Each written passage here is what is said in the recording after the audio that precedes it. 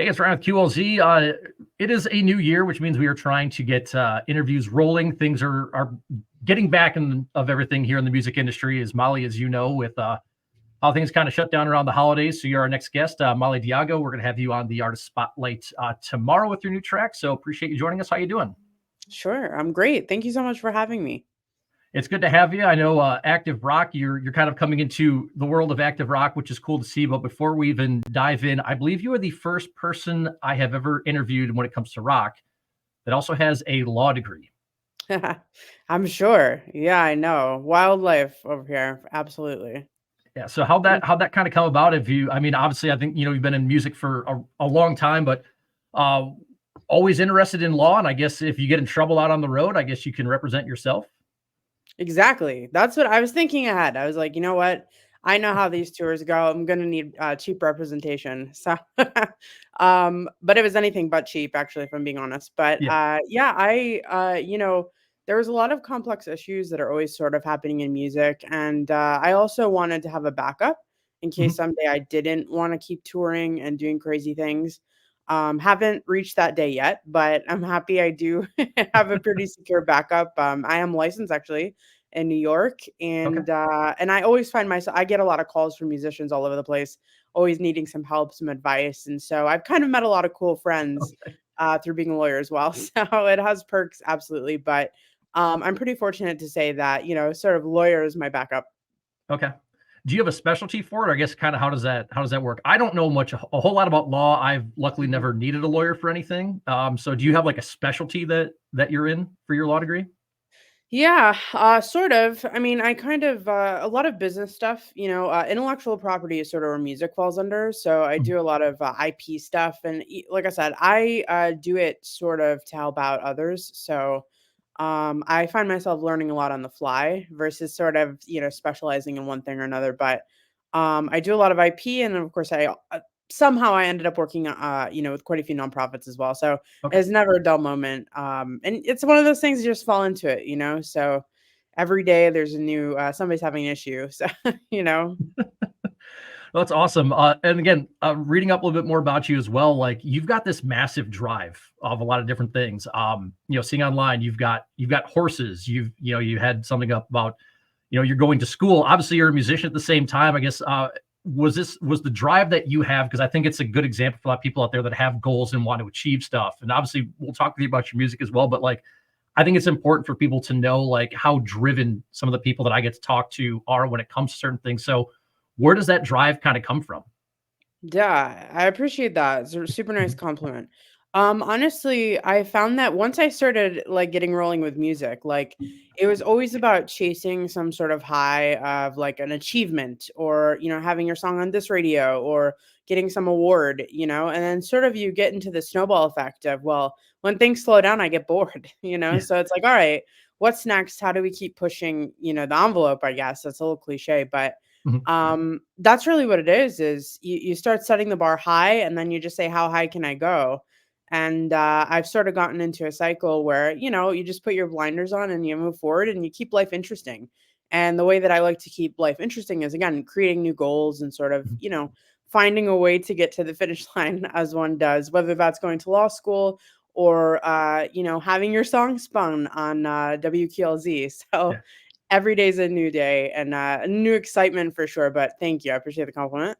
No problem. It's interesting. Not everybody that you interview, you know, goes to law school and has horses and has everything else. So I always try to find something that's interesting about, whoever we're talking to, because again, at the same time, you're musicians, but you're people, you all have interests as well that people Sure. at least I find interesting. But I know the track that we're spinning, someone just like you, it's come out for a couple of weeks. You got the video out for it now. And I'd very much like to leave this open to you for whatever you want to share about the song. But with us doing the art spotlight, sharing, a clip of, or sharing the entire song on the air, I always like to play a clip of it before we kind of play it. But I'll leave it up to you. What would you like people to know about the song from whatever aspect, whether it's a lyric standpoint, an Oh, sure. inspiration standpoint, music standpoint, kind of what would you like, our listeners to know about this track? Yeah, well, I think the song for me at least is about sort of dealing with people in your life who are like narcissistic. And I think that, with social media and texting and all that, we're seeing it much more than probably ever. So, I mean, for me, the song is about hopefully helping people relate to being able to navigate relationships with folks who are, difficult or sort of not giving you any value or any worth. And, it's sort of about it's okay if that person, is unable to see your worth. Like it doesn't matter. And eventually one day when they're all alone, they'll figure it out and put the pieces together. So it was a super personal journey that definitely inspired the song. But I just hope that it reaches, at least one person out there can Mhm. relate to it and hopefully, sort of understand where I was coming from.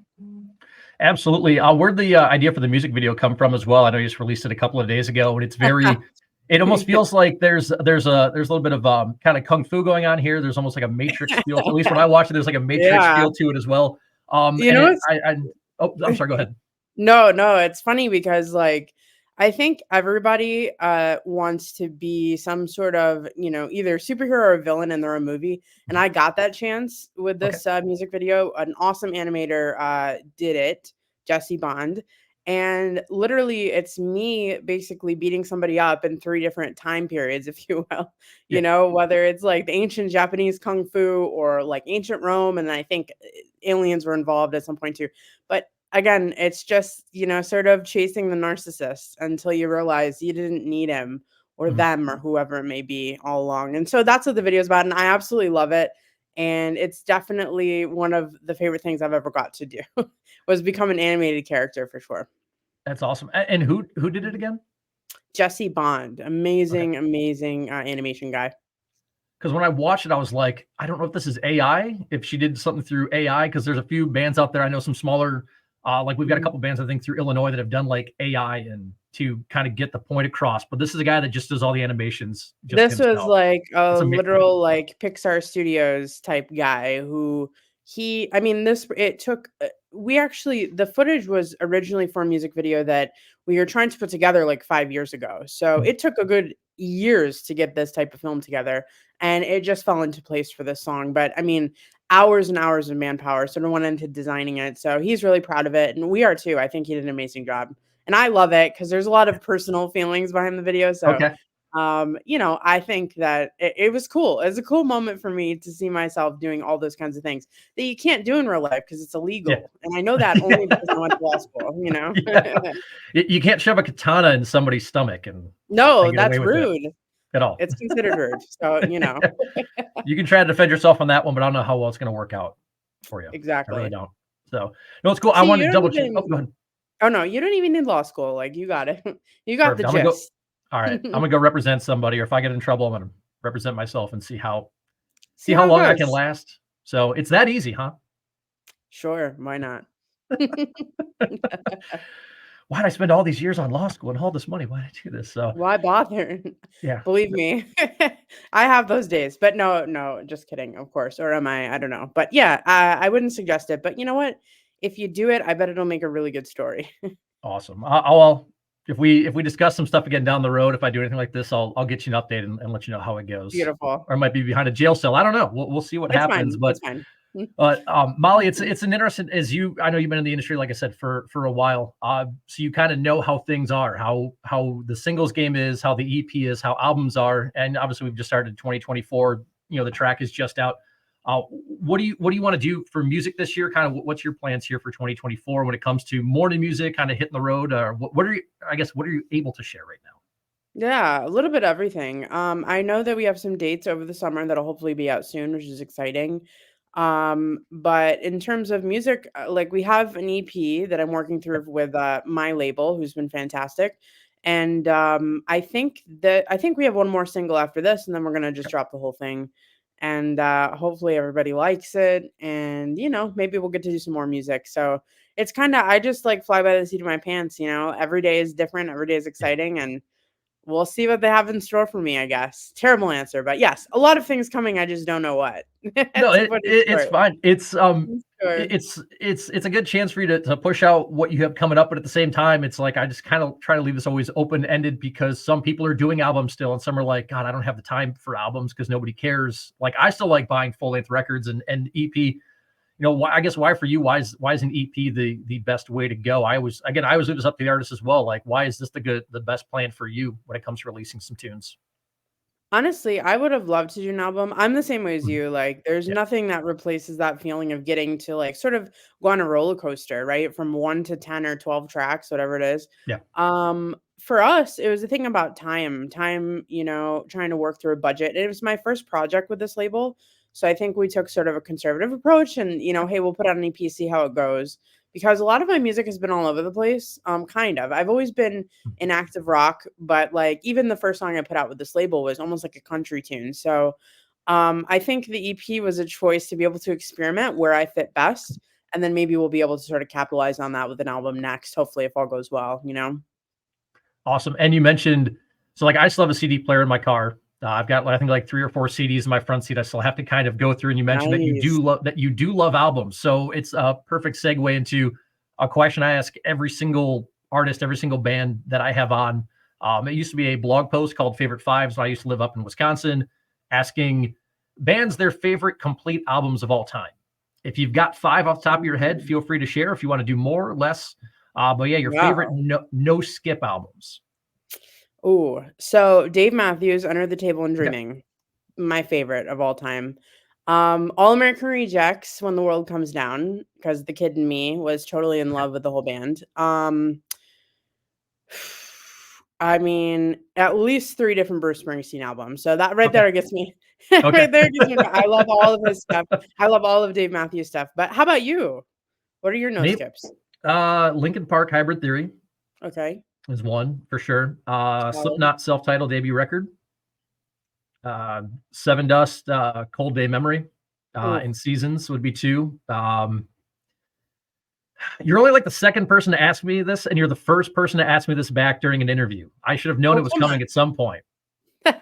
So I've Hey, got I had to do it, so now you have to I no. know, All I those are know. good answers, though, solid answers. Um, so I guess you're old school. How do you feel about, like I get sorry, No, out you're of good. curiosity, Yeah. how do you feel about, like, Corey Taylor and sort of everything he's done with his career? Sort of building off of I don't know, Building of off everything Slipknot. with Slipknot and yeah. Yeah. I mean, I like his solo stuff. I like the heaviest stuff the most, but I mean, to me, there's Mhm. nothing that a guy can't sing.